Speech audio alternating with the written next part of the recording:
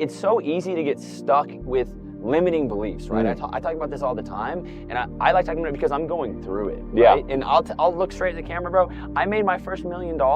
I was still a idiot. Like, I knew nothing, right? And I was still scared. I was still panicking, and I was trying to get out of that, right? And it comes down to, like you said, this conditioning from the time that you're young. So let me ask you this. We'll go conspiracy. How much of do you think all of that, so we talk about Nickelodeon, right? All these shows, public schools, do you think it's corrupt from head to toe? Yeah, absolutely. Why wouldn't it be? If I want to control the world and I want to have slaves, then I need to control the source of information that they receive, because that source of information dictates reality. Your reality is based off of what the Google searches that you make. Like, dude, ChatGPT is just reading the internet and gathering the information from the internet and spitting it out. So the question is, what's the information that's on the internet? All that shit's whitewashed. It's all whitewashed, it's all controlled. And if you don't think so, just look at who publishes the academic books for the schools. It's all the higher ups, dude. It's really interesting. So, and I'm not saying it's necessarily a terrible thing, because if you want a functioning society, you need to have people that work. You can't have people out here. You can't have 7 billion Luke Belmonts. Yeah, you just say it's not a thing. It won't work. Right? It's not, it doesn't activate that way. Like, I am playing the game because I have to play it, not because I want to play it. But there's people inside the rat race that can, within the rat race, create a plan to get out. The problem is not that right now you're working a 9 to 5, it's that you don't have a plan to get out of the 9 to 5. I did the 9 to 5, you did the 9 to 5. There's nothing wrong with the 9 to 5 as long as you know that you're stuck in the 9 to 5. As long as, one, you're not complaining. That's a big one, dude. People come, oh, my job. Do you know how much negative attention and negative energies attached to you looking at your life and being like, oh, this is a job. Bro, you should be clocking into your job and becoming like the COO. Like, that should be your ambition. If you're gonna go into a company, go all in. But the problem is people are mediocre in their education. They're mediocre in their 9 to 5 job. They're mediocre with their fitness. They're mediocre with their spirituality. They're mediocre with basically every area of your life, and they want a non-mediocre, extraordinary life. It's not gonna work. So if you want to fix the mind, we talk about mind control and limiting beliefs, you need to understand that it's possible, and it's possible if you will it into existence. Right. And it takes time, bro, and it takes time. It's a process. It takes a long ass time. But a lot of people watching this video, right?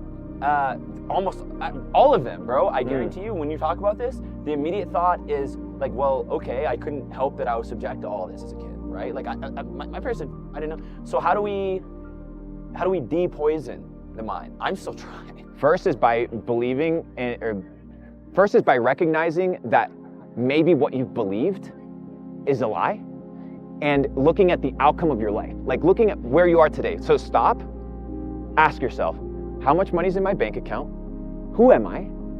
Am I where I want to be? Am I accomplishing my goals? Look at my ecosystem, look at my body.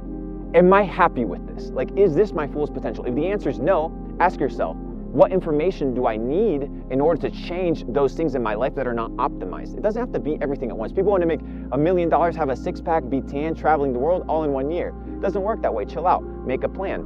But it all starts with small compounding wins. We talk about the compounding effect, and people neglect the compounding effect.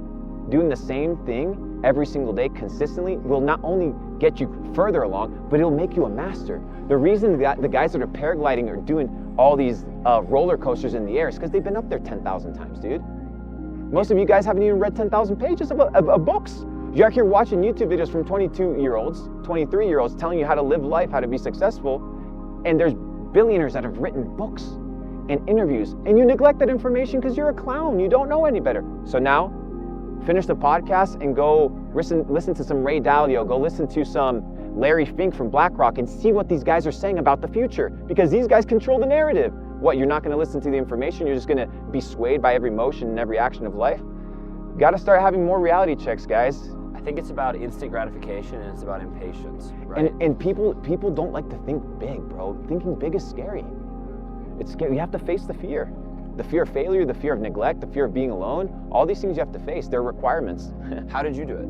How did you dissect these fears and face them? I had a conversation with God one time, and I told him that I was willing to neglect and give up anything in life for the pursuit of truth. So I said at that moment, I was willing to sacrifice my life in the pursuit of truth. And at that moment, blessings came. And the blessings came from a place of humility and from being teachable, being like, you know what, I don't know anything, so I'm gonna pursue truth, because in the pursuit of truth, I will have understanding, right? And truth translates to knowledge, and knowledge into action translates to wisdom. And what did Solomon ask God for? He asked him for wisdom. And then he became the wealthiest man, had all the kingdoms, all the princes and kings would come to him for advice. He didn't ask for money, he didn't ask for land, he didn't ask for success, he asked for wisdom. And with wisdom, everything else comes.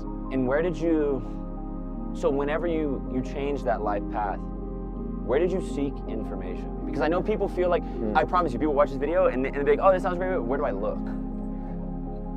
You look. You look, people don't look. How many things can you learn from just being still here right now? People would come up here and be on their phone, looking at the Instagram stories of somebody else's life back home that they just left. So there's no disconnection from all the static, which I was telling you about. You need to disconnect from the static in order to start letting the receiver, right? Because the brain operates as a sender and a receiver of information through vibrational frequencies. So what type of information is being tapped into your brain is by where you're positioning yourself, the amount of static and noise that's around you, and your intentionality to actually pursue the information.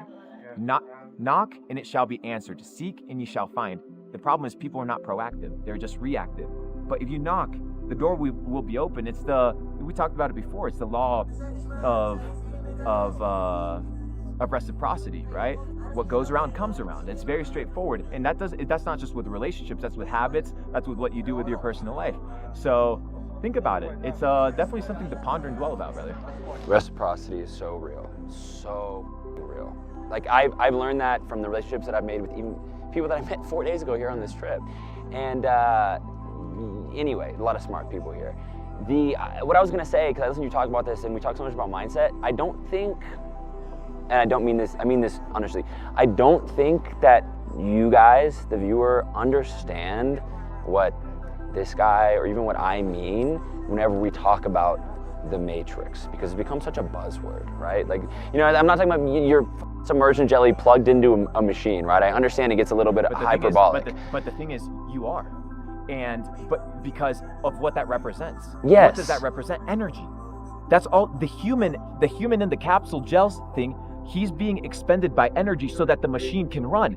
So what you're trying to do is conserve your energy and utilize your energy to fulfill your dreams and your potential, not somebody else's dreams and somebody else's potential. All you have is time and energy, guys. That's it. That's where it starts. That's where it finishes. And that's the only things that you can control. Those are holy things. You need to make sure that you have some sanctity around something in your life, dude. Once you start gaining success, everybody wants your energy, everybody wants your time, everybody wants all of it.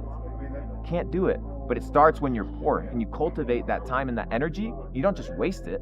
You utilize it and channel it to become the best version of yourself, which also, I'll add a little additional to that, translates to transmutation, which is the ability to transmute your energy through knowledge and using that to become an absolute beast. Do you know the feeling and the inner eagerness that you receive when you actually want to chase a woman and you'll do anything to be with her? Like that internal fire? What if you could channel that internal fire and reroute it to your fullest potential? Reroute it towards your business. That's called transmutation. That is the channeling of energy. So you need to be able to protect your energy, not only from people that want to absorb it, but from people that want to absorb it.